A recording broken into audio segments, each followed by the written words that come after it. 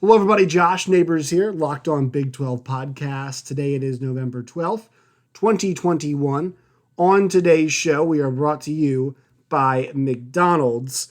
I want to let you guys know that we're going to do a preview episode today. Audio version is going to be up before YouTube, so if you're searching on YouTube and it's, you've come here, going to be up soon. But I'm just recording an audio version of this. Going to slap a picture over top of it and put it on YouTube. Busy day today. I'm producing multiple shows for SiriusXM, which is my other job, and have some other things to take care of as well. So just easier to get this in as an audio version.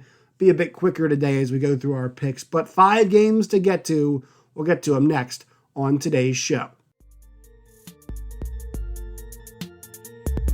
All right, let's get into it here. Locked On Big 12 podcast preview edition. This week we've got our picks to make, and last couple weeks have been doing pretty well. We're still above 500 on the year. It was a 2-2 week for us last week. Had Kansas State, they covered just barely. Oklahoma State, they covered as well. Baylor did not, and Texas did not either. So that brings our record to 25 and 22 on the year against the spread. Still above 500, so still where you want to be. All right, 5 Big 12 games coming up for you on the weekend, and we'll get to them right now. The first game, and it's actually a pretty nice schedule today. Things shake out pretty well for us, the Big 12 fan, the Big 12 viewer. So today at noon on Fox, we've got Oklahoma and Baylor. Number 8 Oklahoma, number 13 Baylor. Oklahoma is a 5.5 point favorite. Was doing some digging into this game, and a fun fact here is these teams have played 31 times over the course of history in college football. There have been 10 coaches at Baylor, 10 separate coaches that have coached in this matchup. Only one of them has beaten Oklahoma, and that was Art Briles. This is not a pro Art Briles statement. This is just an acknowledgement of facts right there. Found that very interesting. And this game, there's a lot of question marks. Can Baylor bounce back? How will the crowd be at noon, right? Baylor was in prime position to get themselves a prime time game potentially get College Game Day in there in a matchup that would have been probably 11 versus number 8, right? In an 8-1 Baylor against a 9-0 Oklahoma. All kinds of playoff implications on the line. Those are still there right now, and still plenty of implications for the Big 12 title race, but a lot of questions remain. It's still a very exciting, intriguing game. This one is going to be, it says, at noon Eastern, but it's 11 a.m. Central Time, big noon kickoff. Kendall Cow today of Our Daily Bears, heard him talking on the radio, and he said, there are some questions about how good that crowd's going to be, like I said. I think it'll be a good crowd. Oklahoma's coming off the bye. They are getting healthier. The big key for me in this game is, can they stop the run? Can Oklahoma go toe-to-toe up front? And Baylor's offensive line, well, it might not be as athletic as that Oklahoma defensive front. Baylor's offensive line has played very well this year. Can Alex Grinch, can the Oklahoma defense put Gary Bohannon in compromising situations? Gary Bohannon over the last few weeks has shown the ability, or kind of, weakness, where he can be had.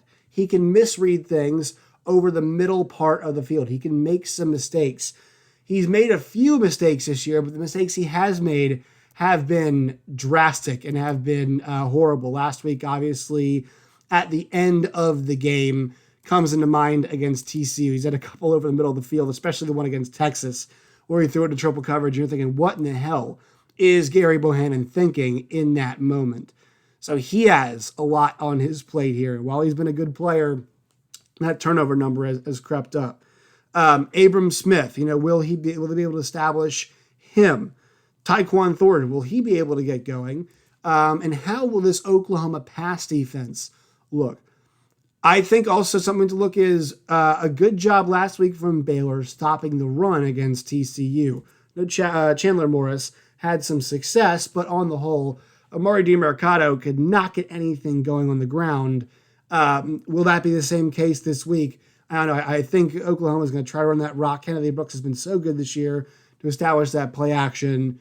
Caleb Williams has shown the ability to not be afraid in certain scenarios. But go back to that Kansas game. What did Kansas do very well, especially that first half? They held on to the football and they got some requisite stops. I think Baylor tries to do the same. They try to take the metaphorical air out of this game.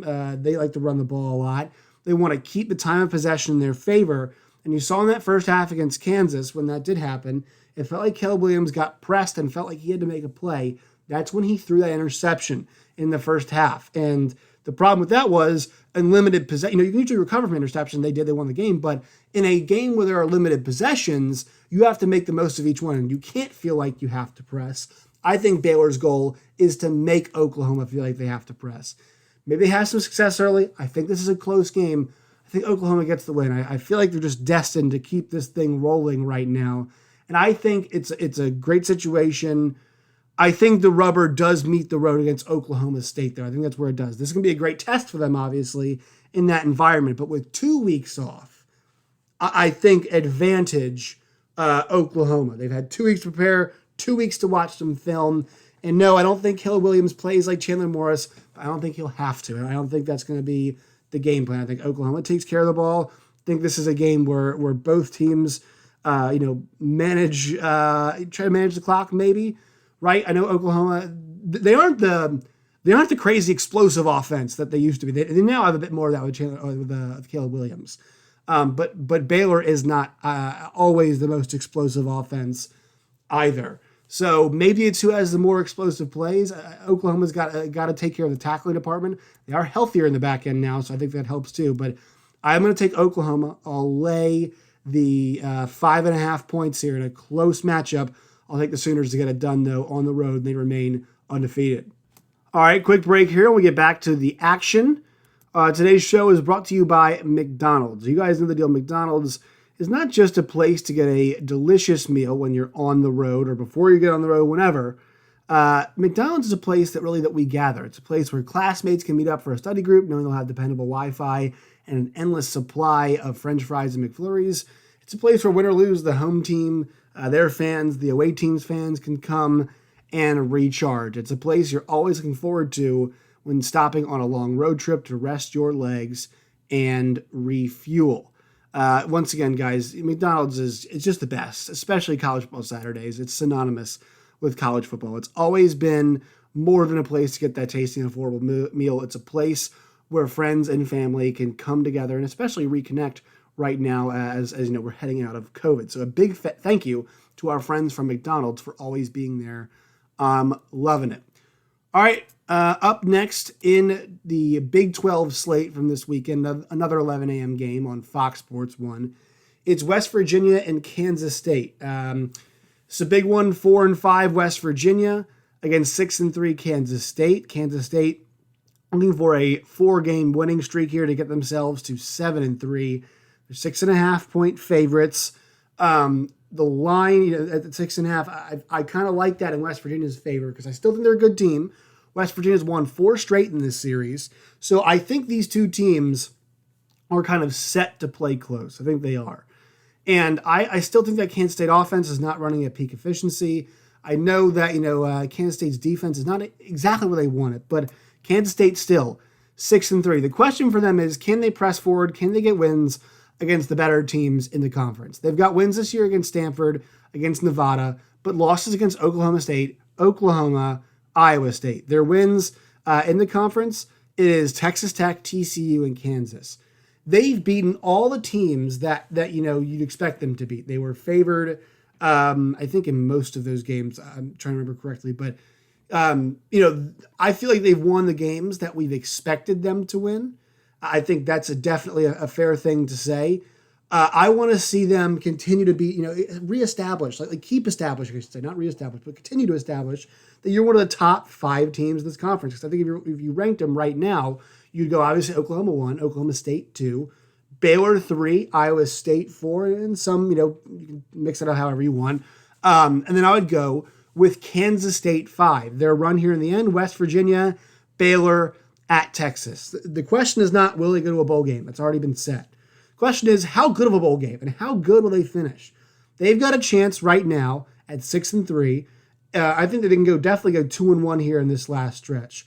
Maybe they upset Baylor at home. They got them at home next week. Maybe they go on the road and beat at Texas. But I think 2-1 is the goal here as they look down the stretch, and definitely a chance to get a potentially 8-win, and then you go to a bowl game, a 9-win season for Kansas State. And I'm not sure we thought that was possible when they were sitting at 3-3 earlier on in the year. West Virginia, on the other hand, they ran into a buzzsaw. How do they respond after running into that juggernaut that was Oklahoma State last week and their defense after shutting them down? 29 points the week before on TCU was scored by West Virginia, and then a 38-point outburst against Iowa State. It looked like early on in that game against Oklahoma State, they might have some success with that first drive. After that, nada. So we got to see, how is that defensive line, or offensive line rather, going to hold up? I do think West Virginia defense is going to have some success. They're a good, solid unit. So I'm expecting a low-scoring game here. So I'm going to say Kansas State gets the win,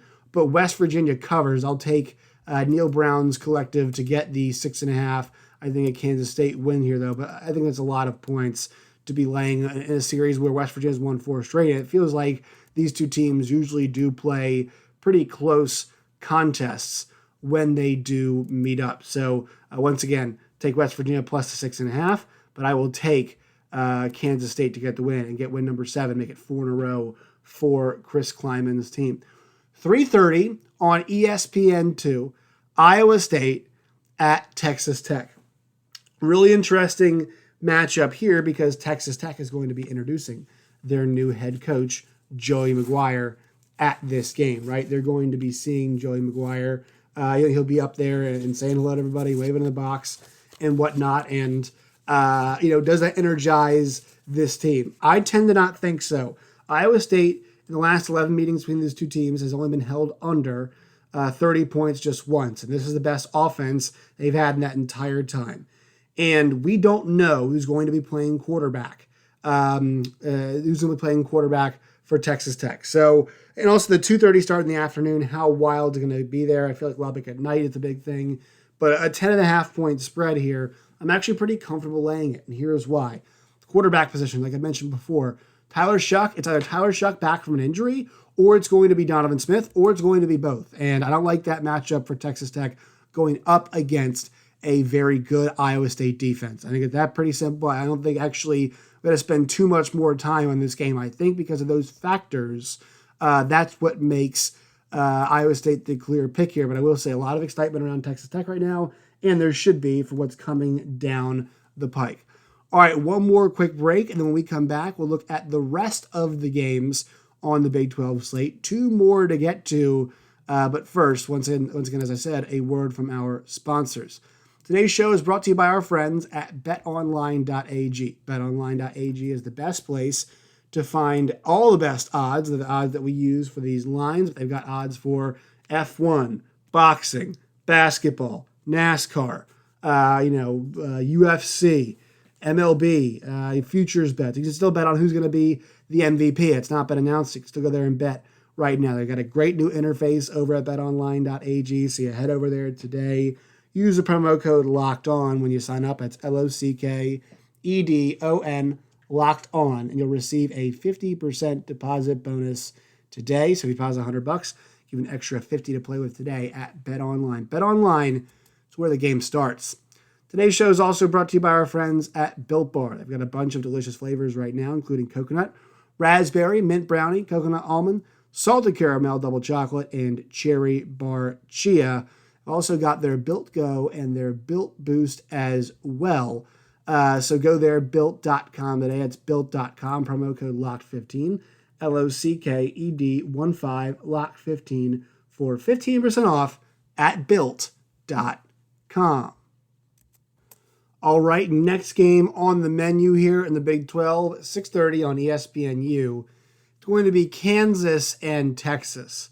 Texas, 31-point favorites right now, and obviously there's been a whole lot going on this weekend, this week rather, at Texas. And people have been talking about, well, could they lose this game? Could Bo Davis, that be a distraction? And are the players, not feeling well about that. Here's what I would say to that. Here's a couple numbers for you all. 3 times Kansas has played a Big 12 team this year coming off of a loss. Iowa State, Texas Tech, and then Oklahoma State. Here are the scores of those 3 games. 59-7, 41-14, and then 55-3. All right? Those are the scores of those 3 games. In total, 155-24, teams coming off a loss are outscoring Kansas. All right? Kansas is the ultimate get-right game. And I know things aren't going very well, but I think Texas, they're going to keep the starters in the entire game. Like, that's part of this, especially when they have to find out who their quarterback is, and especially if there's no Bijan Robinson. They're going to make sure everybody else is getting opportunities, firing all cylinders, and getting themselves back at 500 because everything that's going on right now. In my opinion, it is way too early to panic at Texas. Also, in my opinion, I love what I saw from Bo Davis. The real clown in this situation is the asshole kid who decided to film that and then put that out there. Like, I'm usually a pro player most of the time. I wouldn't say he's asshole, he's just dumb. I'm pro player majority of the time. If you listen to this podcast, I'm very pro player. But that coach, fiery, would I have said the exact same things? Probably not. But also, I'm not a coach. And from all the players I work with, I defer to them. They say that motivates them. I didn't have any problem with anything that he said. Would I have said it all? No, but I have no problem with it. And so that's maybe the culture. Like, when he's saying, like, you got yourself in the portal, like, I don't know who filmed that. I don't really care. I don't really want to know. But that's the kind of person who maybe needs to get in the portal. Like, because that's the kind of coaching that Texas needs. Now, I would say it needs to be, like everything with Texas, like, it has to be about energy like that all the time. To use a kind of phrase, keep that same energy. Texas has a problem. They're always shot out of a cannon. They don't close from start to finish, need that energy, but I think they're trying to learn how to do it together. And I know there's been rumors about some mass exodus, and I know Joshua Moore was in the portal, but I don't think it's time to panic yet. I think it's time to, to sit back, say, okay. Now, if they lose to Kansas, like, sure, you might have some questions. I don't think that happens, though. Texas is way too talented to struggle with a team like Kansas. I think they're fine. I think Texas takes care of business. And I would say to all of you folks worrying out there, in the words of Aaron Rodgers, relax. RELAX. All right, last game. TCU and Oklahoma State. So there are 3 games this week, really, to me, 4 games where an upset is possible. Baylor, obviously, hosting OU.